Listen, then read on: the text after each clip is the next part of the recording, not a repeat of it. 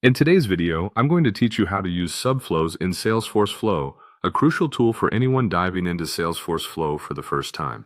We're going to walk through the process step by step, making sure everything is simple and straightforward so you can confidently create and use Subflows in no time. First, you'll want to begin by logging into your Salesforce account.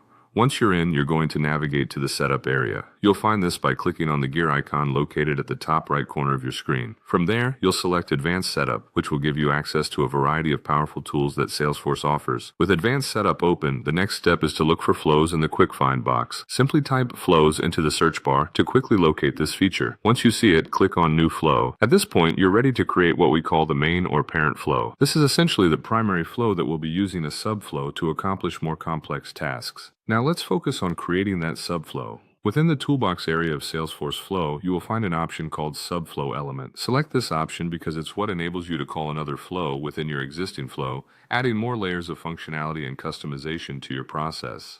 After you've selected the subflow element, the next part is crucial. Here, you'll choose the existing flow you want to use as the subflow. This is the flow you've either already created or perhaps an available template you've decided fits your needs. By calling another flow, you're tapping into predefined logic or processes that can simplify and streamline your main flow.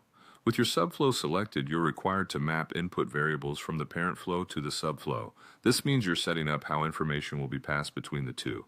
This step is vital because it determines what data will be shared and ensures that both flows communicate effectively to achieve the desired outcomes. Once you have everything set up, don't forget to save and activate both your main flow and the subflow. Ensuring that these are saved and activated means they are live and ready to be utilized within your Salesforce environment. Finally, it's time to run the parent flow. You'll see that as soon as this flow is executed, it automatically calls the subflow. This seamless integration allows you to handle more complex requirements without having to manually oversee every task involved.